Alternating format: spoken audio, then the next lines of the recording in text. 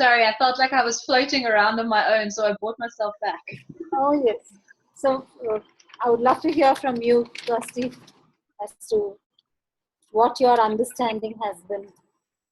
It's been absolutely amazing. It's been so helpful to me with my type 1, type 2 impasse. And with my mom, I can see this very clear type 3. And she's actually just made this realization for herself over the weekend. And so this completely reinforces it. And I feel like I can't wait to go explain this to her. It'll just deepen her understanding of her issue. So this has been very well timed and very interesting. Oh, I'm so glad. I'm glad. Yeah. Thank you. Because I was and I'm amazed that I'm getting it. Pardon? I said I'm amazed that I'm understanding it, because it is quite complicated, but it just makes sense. I think, and that's what is with transactional analysis. Although they can, I really like what Eric Berne has done. Such complex constructs, he's simplified them so hugely. I think that's the most beautiful part of it. Yeah. Well, I'm looking at running some workshops with some teenagers who are aged 14 to 16, which is so interesting, because I'm thinking, how on earth do I make this work for them? And I know it can be done because it is simple to understand, but I'm trying to work my way around the being purely theoretical and being more experiential. Yeah.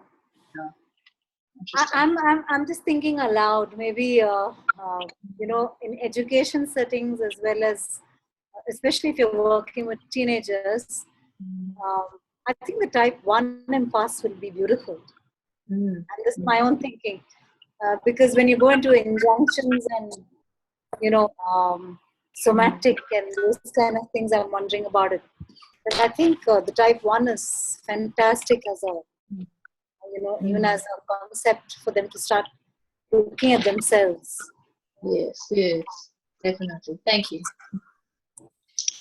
We've lost one person. The other Sharon dropped off the call. She was part of our breakout room, and she hasn't reappeared, so we won fewer. Oh, okay. I think she also had, I saw a message over here. Yeah. Just a question, Karen. Was it inspired choosing? Because I was amazed how similar we were actually almost in our group. We have a lot, don't we? A lot in common. I sometimes drop and drag people very consciously to be in the same room, but multitasking, I just asked Zoom to organize you into 3 rooms. So thank you. Go ahead. So I'm going to bring it back over here and see how is this useful for you, the sharing.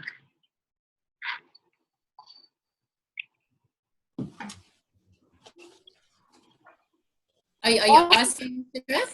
Yeah. Or else let me just pause it. I just want to finish a couple of slides, and then I'll bring it back to the group for reflections and for insights. So I think I'll just do that. I will go back to sharing the screen. And this is where we stopped. So I just thought that it will be useful.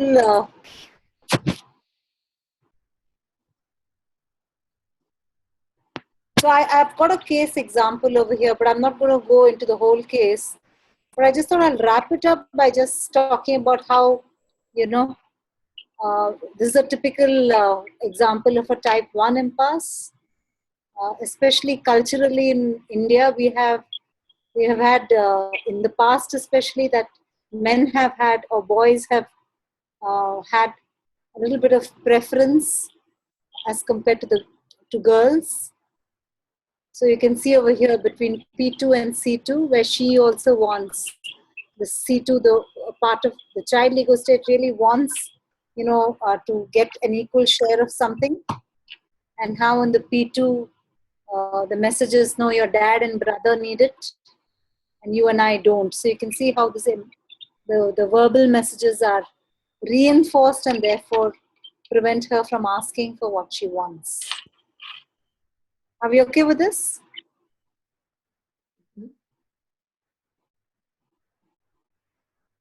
So men, and the implicit message over here is men are superior, women aren't.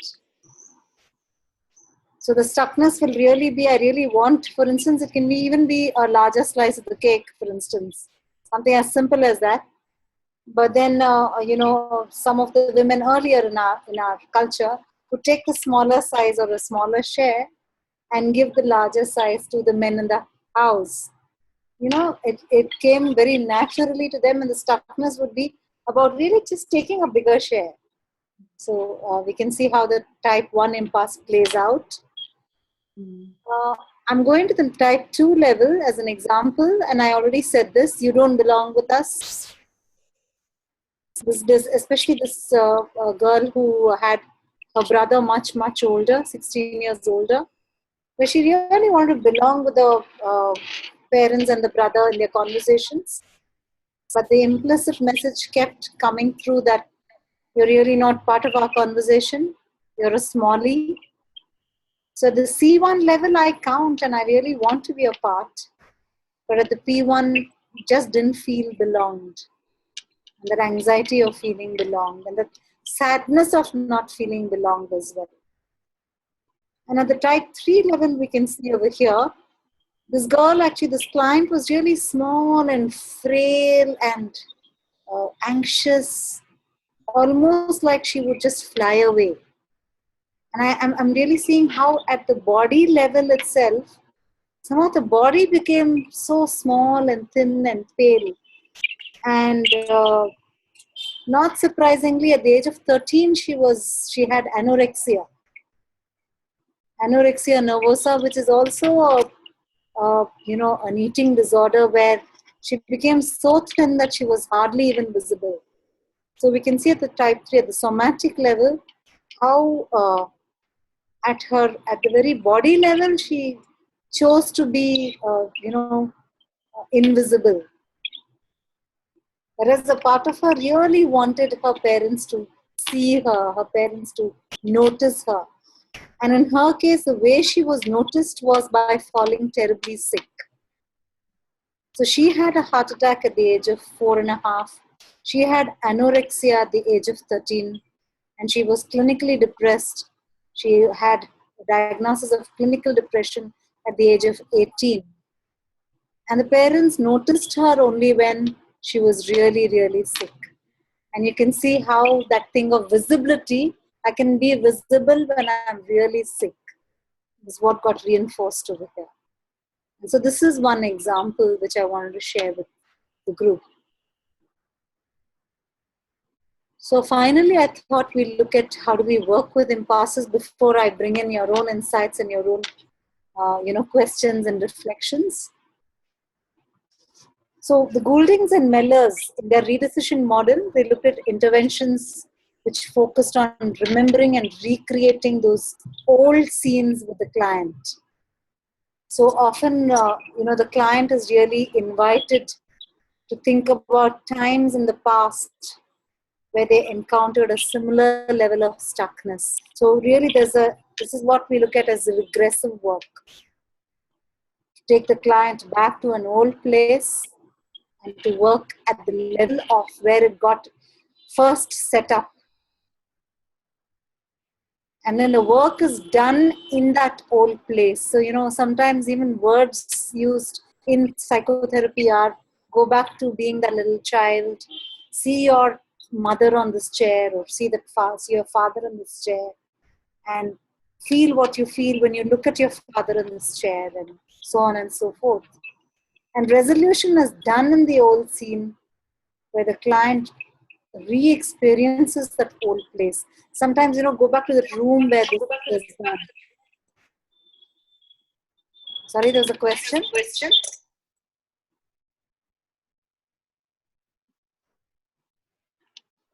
And the client really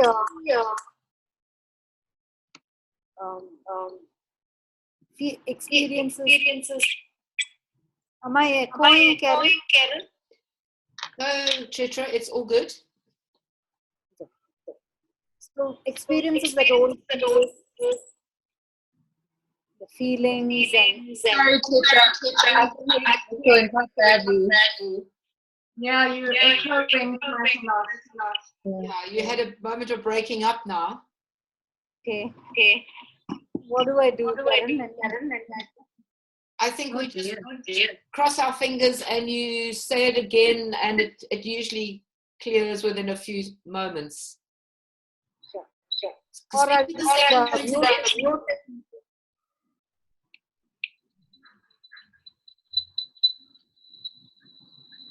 Give it a go, Chitra.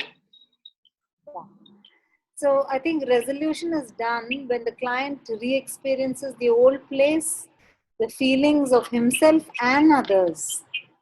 So sometimes, I might even ask a client to move to the chair of the father and say, how do you feel when you look at your daughter? How do you feel when you experience your daughter having said all of this? So that whole event or that whole original place is set up, and the child really goes back to that place and makes that redecision. And I like to look at resolution of each impasse occurs through redecisions, that is in the type 1 impasse. Redecisions are made in the A2. So sometimes it can just be a behavioral change. Like many of you talked about it, I think Marguerite, you asked about drivers. So when I'm really hurrying up or when I'm pleasing others, some redecisions can be just with behavioral change. Some redecision can be even at a cognitive level. And that's where I think coaching is very powerful, where the insights really come from the client and really look at, my God, I didn't even know this was with me, and I can make that change. The type 2 impasse, on the other hand, is between the P1 and C1, and the redecisions happen in the A1. So typically for this, the redecisions are made by the rudimentary adult, where the script decision was located. So sometimes, often we look at regressive work for this. We look at taking the person back to the old place. And the type 3 impasse is where the redecision is made in the A0, which really means at the level of the self. Especially when I talked about the tumor, that client with the tumor, the client really started loving that part of himself. Although it was a tumor, loving the intention of that tumor, the positive intention to really want love and want attention, and looked at how he could still get attention without having that tumor resurface every 2 years, especially from his family members. And I think when he made that redecision, it was through his tears that he made that redecision. And that's how at the A0 level, to really while earlier he refused to feel sad for not having people, I think at that particular point he experienced sadness for himself. And that created that moment of change. Are we okay so far? Yes. So I think that's about what I had in mind, and I want to first say thank you to the entire group for being with me for this 90 minutes, for this 2 hours. And now I think I would love to hear from you all, questions, reflections, and your insights, your comments, and of course how this has been useful for you. So I'm going to take off the stop share and come back here. And I'm inviting any thoughts, any questions, reflections.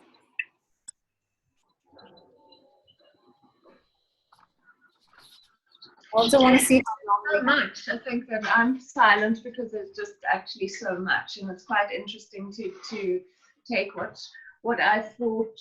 I've only ever considered it as a type 1 impasse, and recognize it that it may be a type 2 or even a type 3. understand it at that level changes the way I look at it. So that's fascinating, really, really interesting, and thank you for taking us there. Thank you. Thank you for sharing this, Margaret. Yeah, thanks, Chitra. This has really stimulated my thinking, and it's really helpful to see the 3 impasses and the different kind of stuckness. That's been very helpful. And I'm particularly what I'm wanting to kind of think about and read more up about is this type 3 impasse, because I find myself actually encountering this a lot here in the work that I do, of course, with anorexic, with eating disordered clients. And I see quite a lot of that kind of stuckness.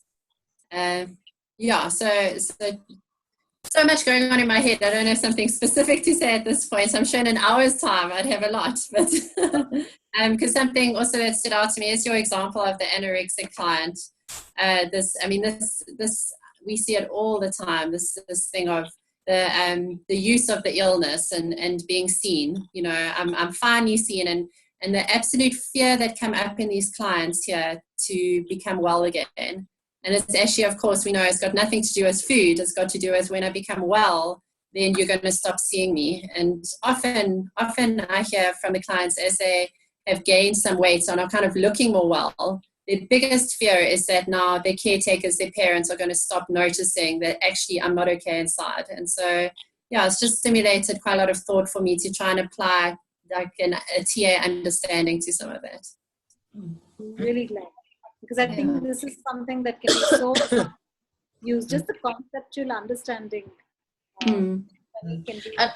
I'd like to add on to that too. I think there is so much to say, but it's making me make other links as well in terms of, you know, looking at the drivers and linking them more, and also how I can link the clients like practices and, you know, homework, whatever you want to call it, the practices that are going to really link back to this, so that when they're stuck, to carefully think about what kind of thing might they go away and practice and experiment with and do that could really help them to unlock this. So lots to think about. Thank you. Yeah. For myself as well, actually. Thank you. Yeah, I'm really good. Great. Yes, Chitra, thank you very, very much. Hugely insightful this morning.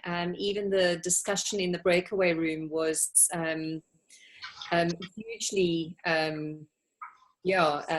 think for me there was a connectedness of it's not only me, it's somebody else. You know, each person is in a similar situation in their own impasses, and I guess it takes me down the road of I see a couple of clients' faces in front of me this morning that I'm eager to have maybe some different conversations with that might actually open and break open some different things for them. But for me, it always starts with me, and I'll certainly be doing a lot more thinking on deeper levels on the areas that came up for me this morning. So thank you very, very much. Appreciate it. Thank you, Chitra. I really enjoyed the whole session. For me, impasse so far has been a very negative concept because it involves stuckness and it involves a place where it is not comfortable. But now suddenly there's been a shift there from stuckness and that negative connotation that I have for the word has changed to this being a place which could be starting point for a healing, for change. So I'm getting more of a positive feeling, and I'm carrying that positive feeling forward. Thank you for that. So well put. Thank you. Thank you, Liz. I chatted with you, everyone back from the chat room. Just to say, yeah, this has been so interesting and so relevant to me, not just in my coaching, in my personal life, in other modalities that I work in as well. And I can just see the connections, and I'm so excited to explore how to resolve these stuck situations. So I want to look at that even more. I'm really excited. Thank you so much, Chitra. Most welcome, Christy. So it's left for me to do the official thank you as chair of the SATAA. Thank you for sharing of yourself so generously with our community. As it happened, well, in South Africa and India. We really appreciate your time, the effort you've taken, the time you've put into it. And I've also personally learned a lot from sharing with you as a therapist, which isn't my modality. So it's deepening my sense of what I do as a developmental person, hearing what you do as a therapist. So we are delighted more people will be checking out the recording. Just to check everyone's okay that we put it as it is. None of the breakout rooms are recorded. The plenary is recorded. Yeah, cool. Well, thank you. Can I also say a few words, Karen? I think I've just thoroughly enjoyed. I had a lot of qualms and lots of anxieties about, oh my God, webinar, and not recent anxieties. I think when we first spoke, I was wondering about this whole webinar thing, but I think I've just totally enjoyed it. I see it as something that really bridges people who are so far away from here, and suddenly we have this modality that we can use so well. So you've shown me the way, and now this is a possibility. And I also like to reiterate that impasses, while they can sound very scary as a concept, I think they offer so many possibilities, because I would say that, our stuckness doesn't ever fully go away. I think, and the acceptance that all of us can get stuck at any point in our lives and have these things that are possible for us. That in itself is such a gift. So thank you, Karen, and thank you, everybody. Thank Great. you. I'm realizing I'm going to get in an advert for the next webinar, because although it's next month, it's quite next month. So it's in 2 weeks' time. You're going to get information soon. It's somebody else from India, Deepak Dhananya, who's going to be working with us. I think he's going to do what I experienced him do in a workshop, looking at transference and counter-transference when we work with people. And Deepak's interesting fellow, because he's training as a psychotherapist and he works as a coach in organizations. So he really bridges both worlds. I know you're going to love his energy as well. So look out for that. Thank you. Thanks, everyone. Thank you, everybody. Bye.